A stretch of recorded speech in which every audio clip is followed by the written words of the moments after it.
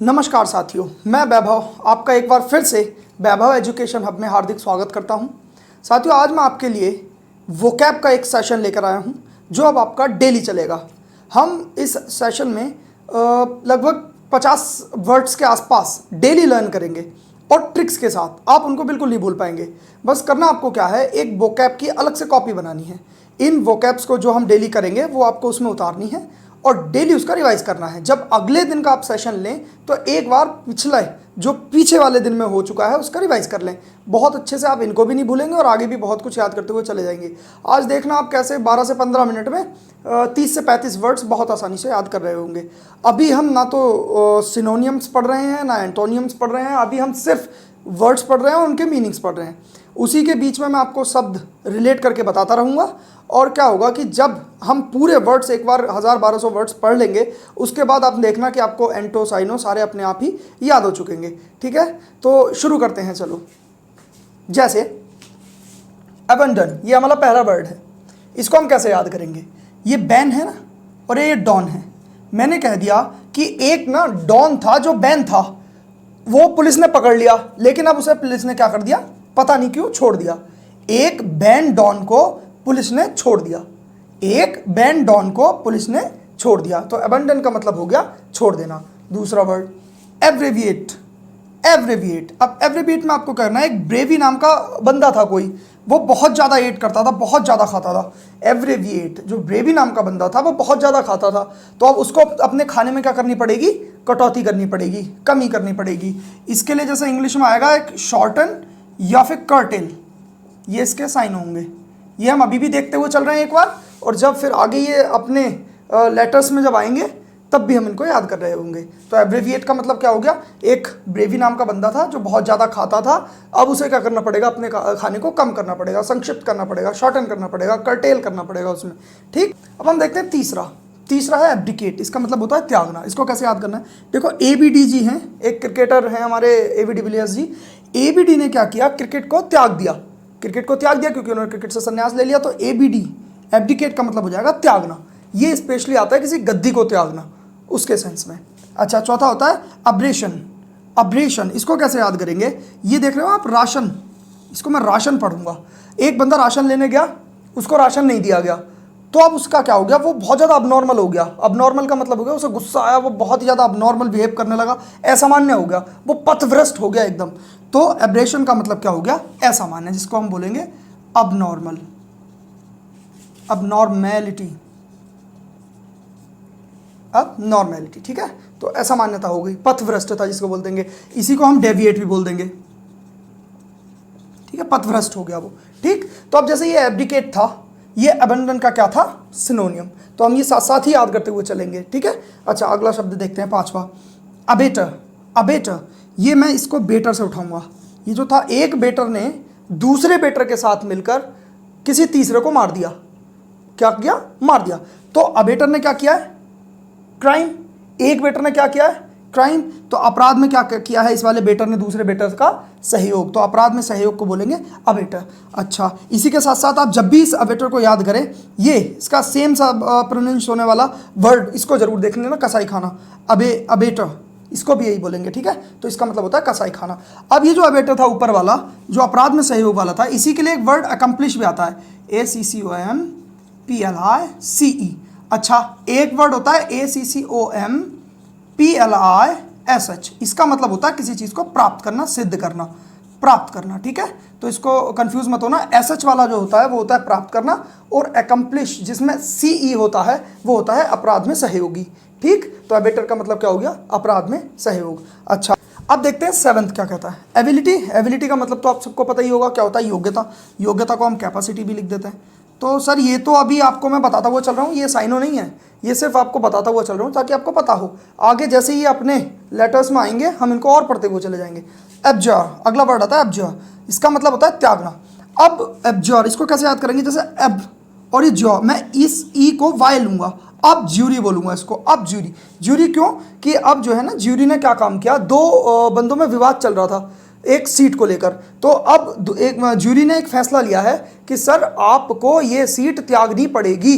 तो अब ज्यूरी ने क्या ले लिया? निर्णय। क्या निर्णय लिया है? कि त्याग दो, त्यागना, तो एब्जीरी का मतलब हो जाएगा त्यागना। अगले पे चलते हैं, एंजॉय। अब क्या होता है देखो, इसका प्रोनाउंसिएशन होता है जैसे एडजेक्टिव होता है एक, इसमें क्या होता है एडजेक्टिव जो होता है, जैसे ये डी है ना, ये साइलेंट होगा, इसे हम एडजेक्टिव पढ़ेंगे, एडजेक्टिव नहीं पढ़ेंगे, एडजेक्टिव पढ़ेंगे। इसी तरीके से इसे पढ़ेंगे हम एंजॉय, ठीक है।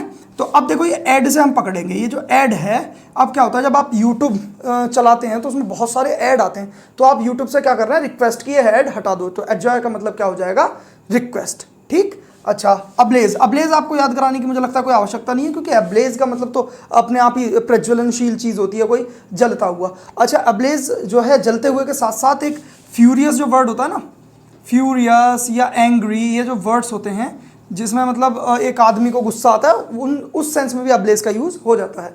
अच्छा, एब्लूजन, एब्लूजन कैसे याद करेंगे, देखो कितना अच्छा वो है इसका, ये ब्लू, मैं इसको ब्लू पढ़ूंगा। ब्लू का मतलब ये हो गया कि जी आप रास्ते में जा रहे थे, आप पे किसी ने ब्लू रंग फेंक दिया, तो आप घर जाके क्या करेंगे, स्नान करेंगे, तो इसका एब्लूजन का मतलब स्नान करना, वॉशिंग, ये सब सेंस में आ जाता है, वॉशिंग वगैरह, ठीक है।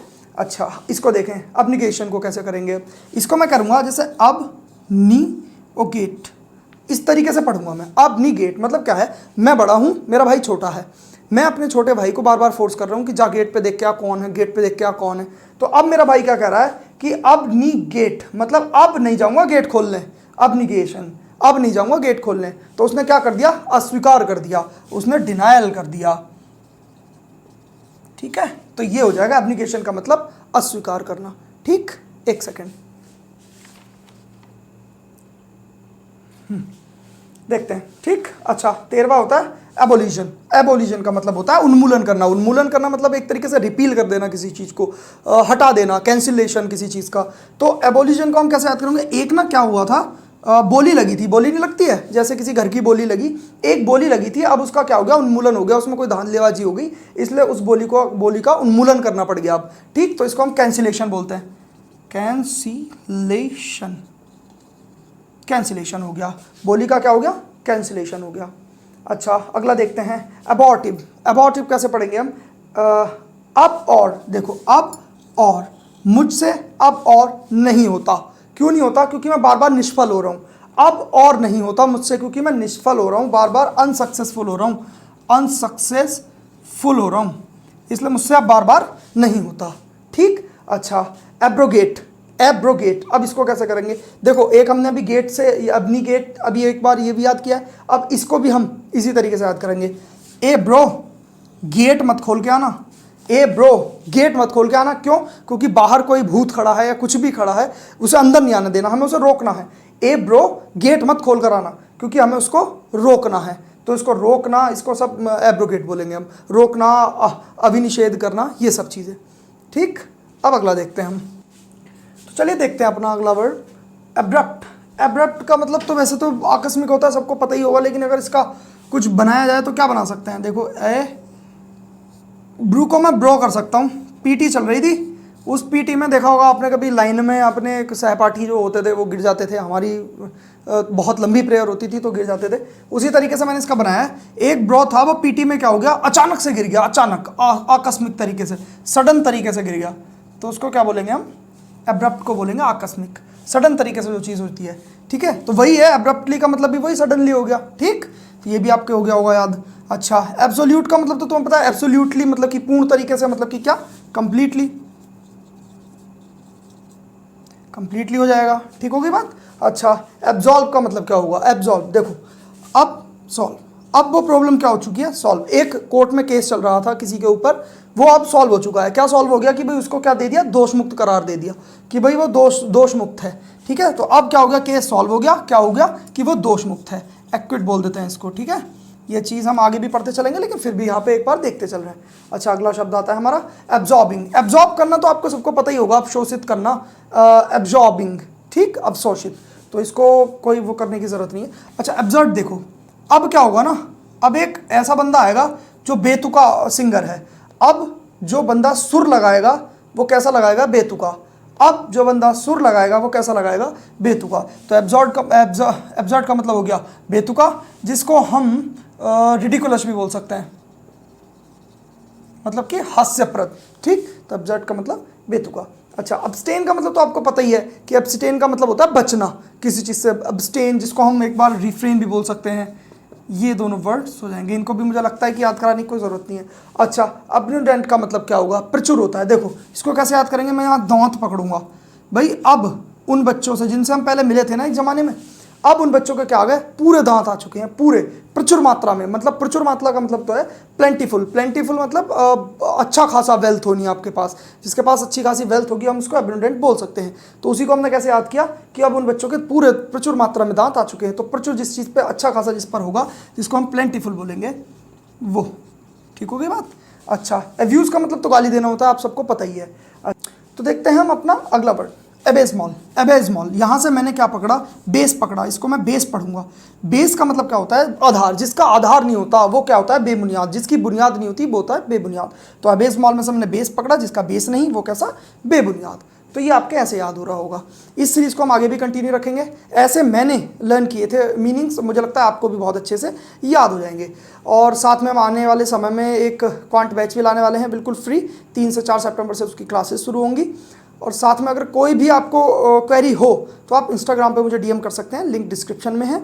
और बाकी डिजिटल सम वगैरह और जो ग्रुप डी में जो पेपर्स अभी आ रहे हैं उनके बेस पे जो एक्सपेक्टेड क्वेश्चंस की हम सीरीज़ चला रखी है उसका भी डिस्क्रिप्शन में हमने लिंक डलवा दिया है, आप वहाँ से उसको देख सकते हैं।